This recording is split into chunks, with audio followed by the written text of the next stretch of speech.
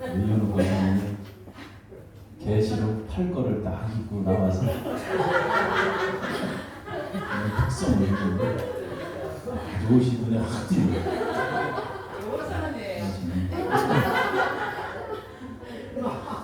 저런 옷들이 많이 있고 저보다 좀 점잖은 옷도 있고 아무튼간에 과제 때 하나님의 품에다가 우리 교회에 임하기를 다시 한번 기도하고 여러분도 그렇게 기도하시기를 바랍니다.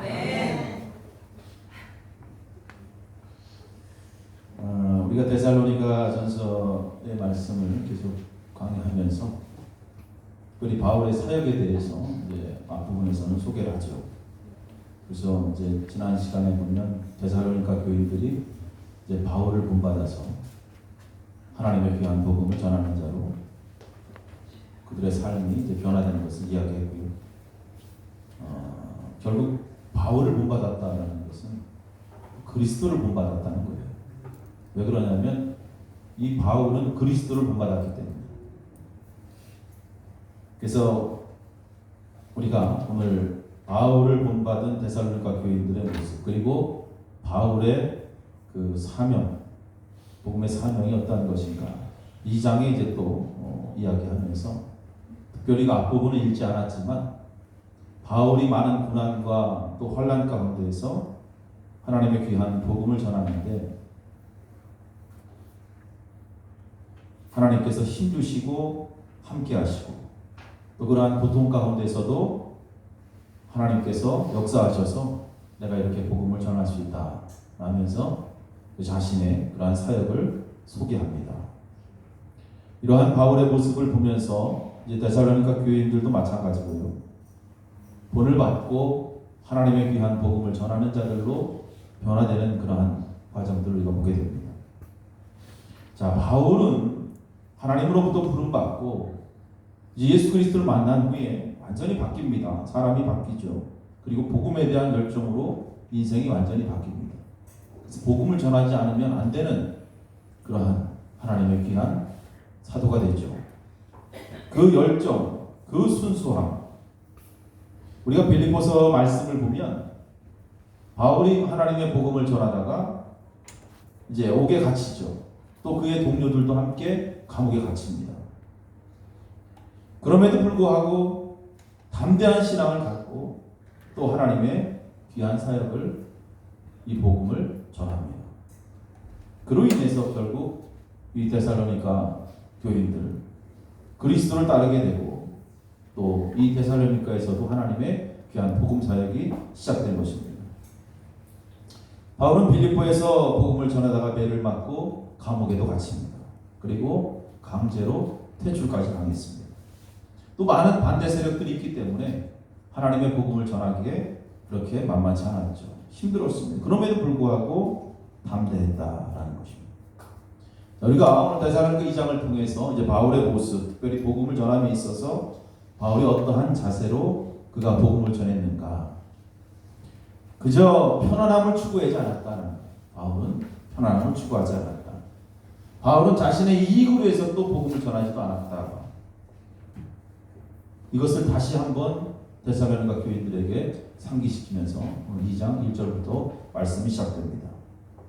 자, 복음으로 인해서 여러분 고통을 당하고 감옥에서 매도 맞고 그렇죠? 바울과 신라는 복음 때문에 험한 고난, 고통을 당하죠. 그럼에도 불구하고 다시 그들은 복음을 선포합니다. 대단한 믿음이에요. 그죠? 이렇게 그가 복음을 전했던 그러한 열정은 바로 책임감 때문이에요. 책임감. 뭐 때문에 그래요? 책임감. 하나님 앞에 나오는, 하나님 앞에서 생기는, 하나님 앞에서 나오는 그러한 복음에 대한 책임감. 우리가 하나님의 거룩함 앞에 섰을 때 이 복음에 대한 책임감이 생기게 되어 있는 거예요. 복음을 향한 진실함과 순수함, 속임수가 아니라 하나님의 진리를 선포하는 바울. 어떤 기적이 아닙니다. 사람을 기쁘게 하기 위한 것 또한 오직 하나님의 기쁨이 되기 위한 바울의 열정. 이것이 복음에 대한 책임감. 이와 반면에 당시 많은 지도자들, 유대 종교 지도자들 그리고 선지자들, 많은 선지자들이 있었지만 거짓 선지자들이에요. 그래서 바울은 이것을 몇 가지로 구분합니다. 당시 거짓 선지자, 거짓 성도들, 그죠? 거짓 그리스도인들에 관해서 몇 가지로 구분합니다. 첫 번째, 그들은 사람을 기쁘게 한다. 사람을 기쁘게 한다. 그래서 사람에게 환심을 얻기 위해서 아양을 떨죠. 속된 말로. 그리고 사람의 비유를 맞추는 그러한 사람들. 이러한 선지자들이 있었다. 두 번째, 누군가의 허영을 채우기 위해서 늘 칭찬하는 거짓된 칭찬입니다. 거짓된 칭찬. 그래서 이 거짓된 칭찬으로 인해서 다시 권력을 잡기 위해서 사람들에게 칭찬하는 그러한 거짓 지도자들이 있다. 거짓 선자들. 그리고 세 번째는 탐욕이에요. 탐욕. 돈에 대한 욕심. 거짓 선자들의 특징은 이 돈에 대한 욕심입니다. 그래서 돈을 벌기 위해서 항상 이기적인 행동을 한다는 것입니다. 네 번째로 탈을 쓴다는 거예요. 탈을 쓴다. 무엇인가 숨기는 거예요. 자신을 항상 가리는 그러한 거짓된 모습. 그리고 다섯 번째, 자신의 영광을 구한다는 거예요. 자신의 영광을. 한마디로 이들은 하나님 앞에 영광을 돌리는 것이 아니라 스스로 다른 사람들에게 박수를 받기 위해서 살아가는 사람들.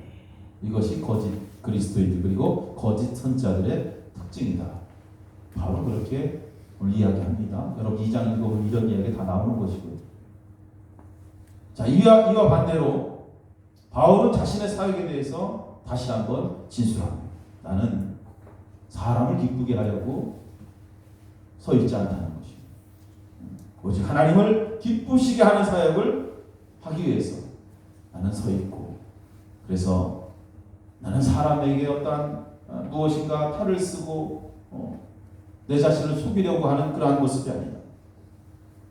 바울의 고백 가운데 하나는 그거죠. 하나님은 다 아신다. 아무리 탈을 써도 사람은 속일 수 있어요. 사람은 충분히 속일 수 있지만 하나님은 속일 수 없어요. 하나님은 모든 것을 아시기 때문에, 우리의 모든 생각과 우리의 마음을 아시기 때문에, 그리고 우리의 모든 생각과 마음, 우리의 행동에 따라 하나님을 심판하시기 때문에 어떻게 탈을 쓸 수 있겠는가? 여러분 어떻게 하나님을 속일 수 있어요? 못 속여요. 하나님은 속일 수 있지만 이러한 신앙 고백이 있잖아요. 바울에게. 그렇기 때문에 남을 속일 수가 없는 거예요. 그래서 이러한 사실들을 우리가 안다면 오늘도 우리의 삶 속에 하나님은 모든 것을 아신다라는 이러한 고백이 있다면 진실할 수밖에 없죠. 맞죠? 사람은 속일 수 있어요. 얼마든지 속일 수 있어요. 그런데 하나님은 속일 수 없어요. 그래서 바울의 이러한 고백을 통해서 바울 자신의 사역은 언제나 진실했다. 이것을 누가 인정합니까? 하나님이 인정합니다. 그래서 바울의 사역을 하나님이 인정했다라고 고백하죠. 자랑이 아니라. 그러면서 자신의 성품에 관해서 다시 진술합니다. 오늘 읽은 말씀이 바로 그 내용들입니다. 그래서 그의 성품, 예수를 만난 후에 변화된 그의 성품, 그리스도를 닮았다고 그랬죠. 그리스도의 성품으로 변화된 바울의 모습, 그러한 열정을 가지고 복음을 전합니다. 그래서 그의 성품이 사역 가운데 그대로 나타나죠. 오늘 말씀 보니까 그의 사역은 마치 자녀를 키우고 돌보는 어머니의 마음과 같다 그랬죠. 자녀를 키우는 어린아이를 가슴에 안고 있는 어머니. 오늘 말씀 이 한 절 7절의 중심에 무슨 말이 있냐면 유순하다라는 표현이 있어요. 유순하다라는 표현. 이것이 절의 중심에 있습니다. 유순함이라는 거예요. 쉽게 얘기해서 친절하다 이런 뜻이에요. 그래서 이 말 속에 그리스도를 닮은 다윗의 그 마음, 유순함의 그 의미 가운데 많은 의미가 있습니다. 수용한다. 다른 사람들을 다 수용하는 넓은 마음, 그리고 존경하는 마음, 사람 가리지 않고 누구나 다 존경하는 마음, 그리고 긍휼히 여기는 마음, 불쌍히 여기는 마음이죠. 또 관용의 마음이 있어요. 누군가 나에게 잘못을 했으면 너그럽게 용서하고 그것을 받아들이려는 마음. 이것이 유순함이라는 단어 속에 다 포함되어 있는 거예요. 그리고 인내하고 충성하는. 그래서 이 다윗은 이 유순한 성격을 갖고 있었다. 암탉이 병아리를 품에 품어서 따뜻하게 해주는 그러한 마음이 바로 유순함이에요. 이 마음은 그 하나님께서 이스라엘을 향하신 그 마음이에요. 이스라엘을 향하신 마음. 이 마음 오늘도 주님께서 우리를 향하신 그 마음이에요. 언제나 우리를 주님 품에 품어주셔서 따뜻하게 보살피고 인도하시는 그 마음. 이러한 마음이 바울의 사역 가운데 있었다라는 거예요.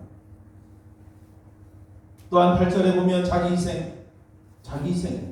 여러분 어머니가 자녀를 위해서 목숨을 아끼지 않는 그러한 희생.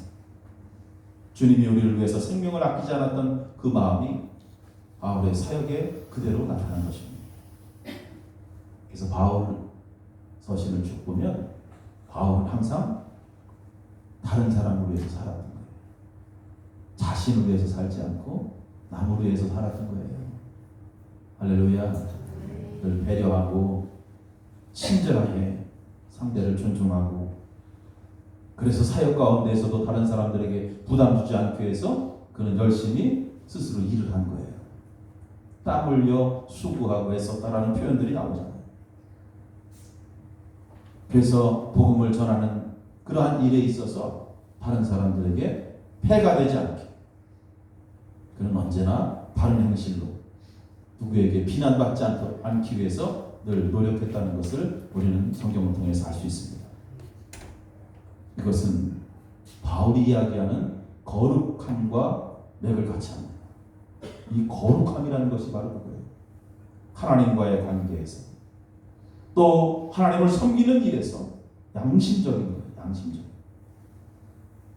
하나님을 섬기는 일에 양심적인 거예요.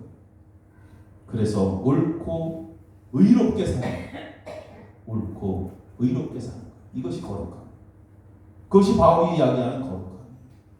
하나님 앞에 선한 양심을 가지고 옳고 그러게 의롭게 살아가요. 그렇기 때문에 그의 행동 하나하나가 굉장히 조심스러웠다. 이것이 전도자가 가져야 될 마음이에요.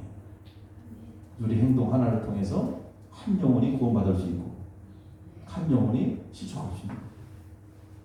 그래서 바울은 흠이 없도록 스스로 항상 조심했다. 그러한 바울이 데살로니가 교인들에게 마치 아버지가 자녀에게 따뜻하게 권면하듯이 이야기합니다. 정말 진지하게 호소하지요. 하나님의 말씀을 듣고 하나님 앞에서 합당하게 살아가라. 이것이 바울의 진심이에요. 그들이 고귀하고 올바르고 하나님을 경외하고 하나님께서 택하심에 대한 부르심에 어울리게 하늘의 영광에 대한 소망을 보이며 살기를 원했던 것입니다. 비록 우리 몸은 이 땅에 있지만 여러분 하나님의 백성들은 어차피 하늘나라 다 가게 되어 있잖아요. 천국에 가게 되어 있잖아요. 믿습니까? 네. 이것을 잊지 않고 살게 하는 것. 우리가 하나님의 백성이라는 것을 잊지 않고 살게 하는 것. 이것이 바울의 복음이에요.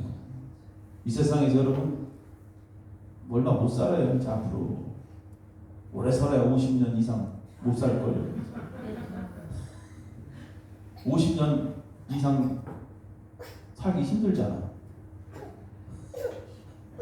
우리 애기들은 살겠지 충분히. 우리 어르신들 앞으로 하늘에 대한 소망이 계속 있어야 된다는 거예요. 할렐루야. 네. 오늘같이 내일같이 아무도 몰라. 이것을 계속 알게 하는 거예요. 잊지 말라. 이것을 잊지 말라. 어차피 하나님의 백성들은 이 땅이 아니라 하나님의 나라가 우리의 고향이라는 사실. 네.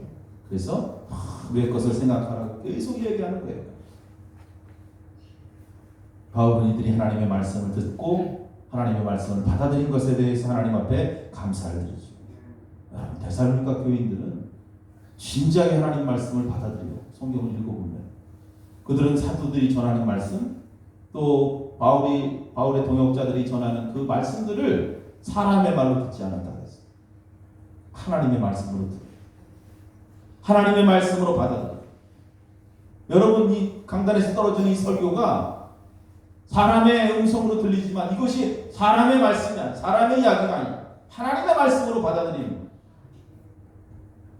자, 이것을 그들은 무엇으로 증명하냐면 삶 속에서 증명합니다. 데살로니가 교인들은 하나님의 말씀을 받았고 그 말씀을 마음에 새겨 그리고 그것을 믿었어요.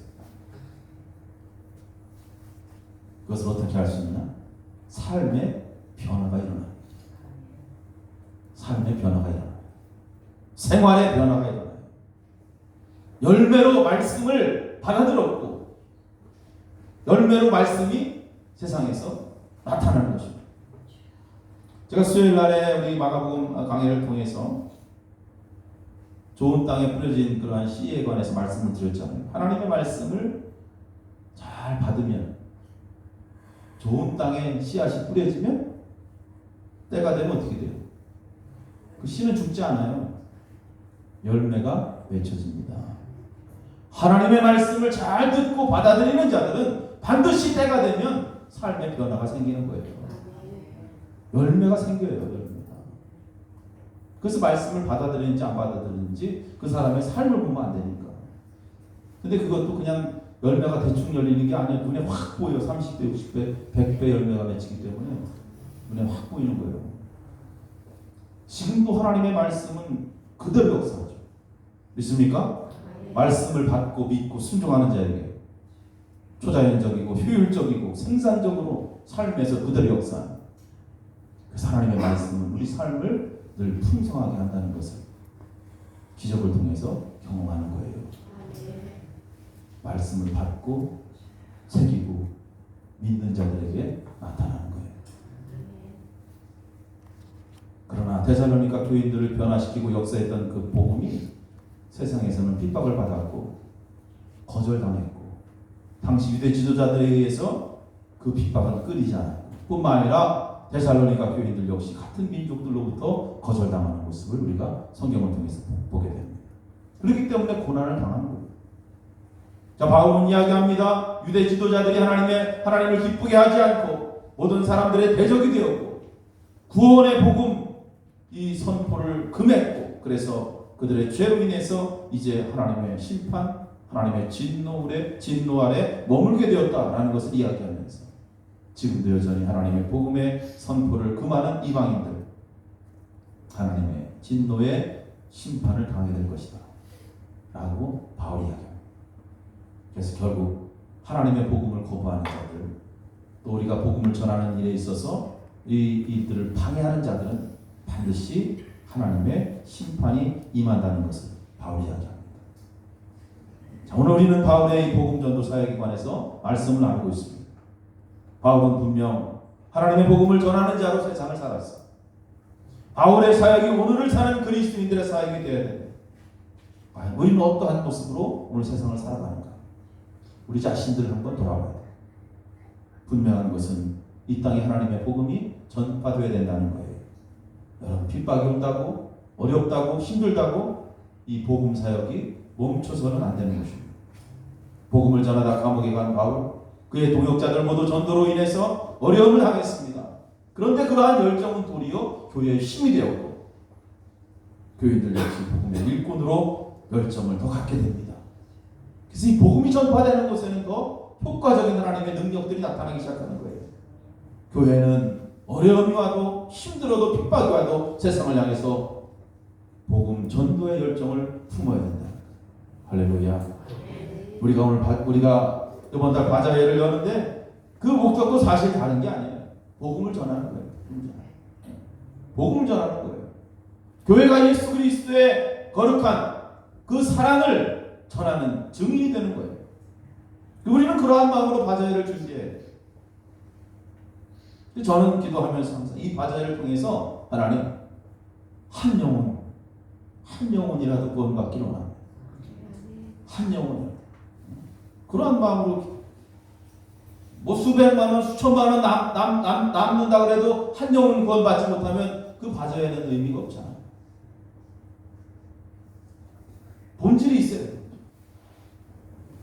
많이 팔아서 이득을 많이 남기는 게 중요한 게 아니라 뭐 물론 그것을 통해서 어려운 이웃들도 돕는 그러한 일이지만 한 영혼을 향한 우리의 심정이 이 바자회에 담겨야 되는 거예요.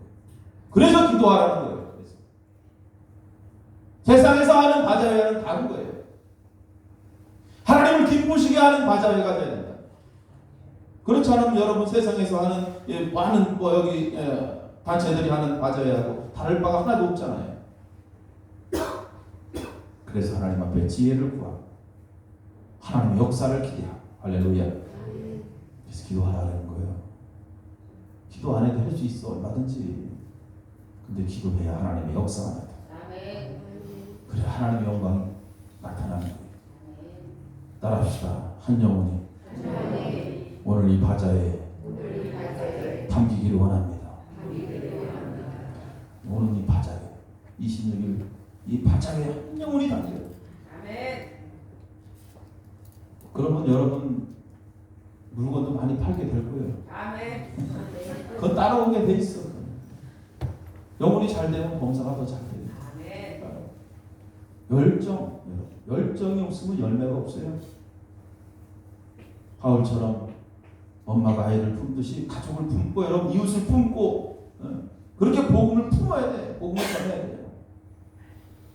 진실로 그들이 하나님의 부르심에 응답하기를 기도하고 이 땅이 아니라 하나님의 소망을 품고 천국 백성이 되기를 소망하는 간절함이 우리 삶 속에 있어야 돼요. 오늘 말씀의 결론은 그거예요. 바울은 그리스도를 본받은 삶을 살았고 데살로니가 교인들은 이 바울을 본받아 살았어요. 우리 누구를 본받아야 되겠어요? 우리도 예수 그리스도, 우리도 바울을 본받아 그렇게 살아야 돼요. 그런데 어떻게 살고 있는가? 여러분 누구를 본받아 어떻게 살고 있는가? 한번 말씀을 통해서 스스로를 점검해 보시고 이왕이면 하나님의 복음을 전하는 자로 살기를 다짐하시고 기도하십시오. 그저 세상에 치여서 하나님의 복음과 거리를 두고 그렇게 살지 않기를 바랍니다. 바울처럼 정말 순수한 마음으로 전도의 깊은 애정을 우리가 가져야 될 줄로 믿습니다. 사람의 환심을 사기 위해서, 사람의 기쁨이 되기 위해서 몸부림치지 마시고 하나님의 기쁨이 되는 삶을 살기 위해서 몸부림치시고 데살로니가 교인들처럼 하나님의 말씀을 잘 받아들여서 먼저 우리의 삶에 변화들이 있기를 간절히 바랍니다. 사람은 속일 수 있어요. 얼마든지 속일 수 있어요. 그러나 하나님 앞에서 가시적인 행동은 절대로 통하지 않는다. 고난 중에도 전도를 멈추지 않았던 바울, 환난 중에도 복음을 전했던 바울의 모습을 본받아서 이 땅의 마지막 교회의 사명과 성도의 사명, 하나님의 복음을 전하는 자로 충성하시길 주의 이름으로 축원합니다. 기도하시겠습니다. 하나님 아버지 감사합니다. 우리를 세상에서 부르신 하나님의 거룩한 목적이 있습니다. 바울이 그랬듯이 데살로니가 교인들이 그랬듯이 그들은 하나님의 복음을 전하는 자로 할렐루야